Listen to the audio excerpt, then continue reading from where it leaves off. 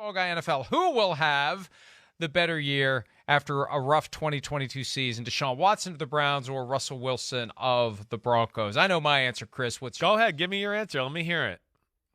It's Deshaun Watson. Deshaun Watson at least has a reason for last year. He had a rough year because he missed 11 games due to a suspension. When he came back, he hadn't played football in a long time. He was starting to show some flash as the year went on.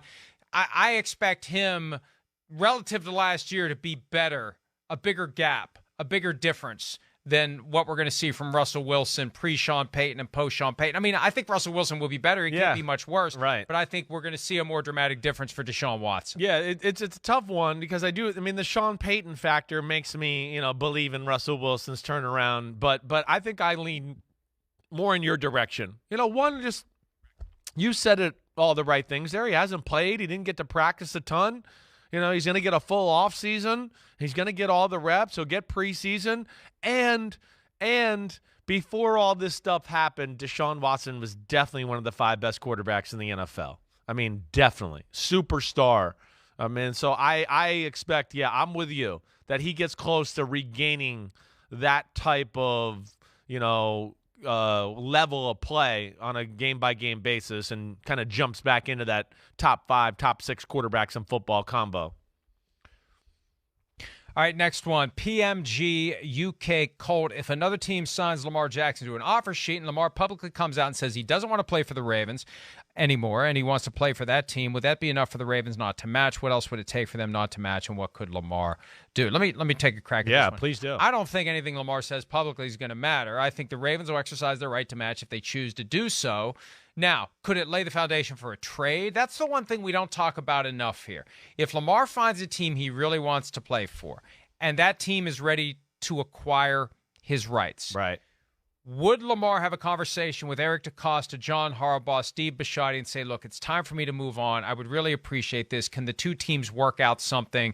I'm ready to sign with this team, instead of playing the match or don't match game. That's the one thing that we have to factor in, the possibility of a team getting together with the Ravens off the grid, behind the scenes, working it all out, buttoning it all up, and then we just find out about it after it's done. Lamar Jackson's been traded by the Ravens to this team, that team, whatever team. So if he truly doesn't want to be there, he needs to say it privately first, because that may be the path to working out a trade and everybody moving on. Yeah. It doesn't feel like we're at that point yet. I'm sure he's frustrated with the Ravens, but I think that probably goes both ways.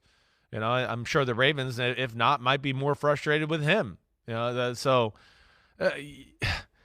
guess if it got to that point and he was just like, no, I don't want to play for you, Ravens, any of that, I don't want to do it, then, yeah, they'd move on. But that goes into like what we were talking about last segment a little bit.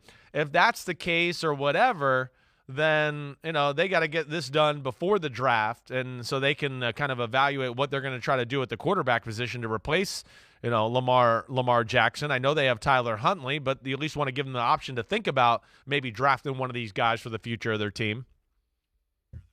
All right, Matt Evon has an important question because it's got some news embedded in it. What are the chances that the proposal for making roughing the passer, a reviewable call will actually pass? Do you think this will be a topic of conversation on Friday's competition committee meeting? And this relates to something we posted last night. Friday at 10:30 a.m., the league is going to conduct the annual conference call where Rich McKay, the chair of the competition committee, goes over the proposals being made by the committee to ownership next week. They already released, and they did it the first day of free agency. They knew what they were doing. They put minimum emphasis on the team proposals. One of the team proposals is to make roughing/nothing the passer reviewable. I don't think it's got a chance at prevailing. It's not a competition committee proposal. They are minimizing the significance of the proposals by the teams. Any team can make any proposal they want.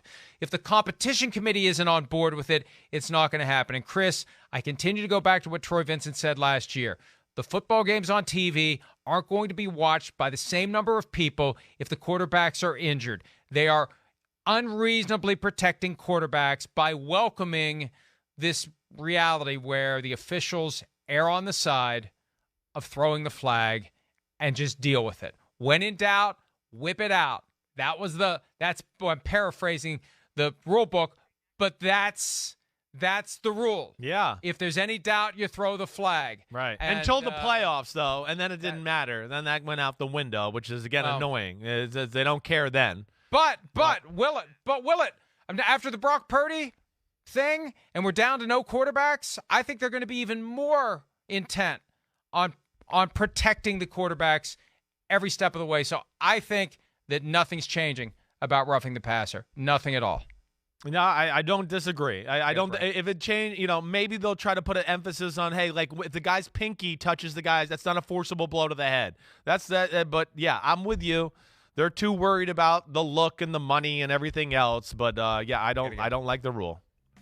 Hi, it's Mike Florio. Thanks for watching PFT on YouTube. Hit subscribe for the latest news and analysis from Pro Football Talk.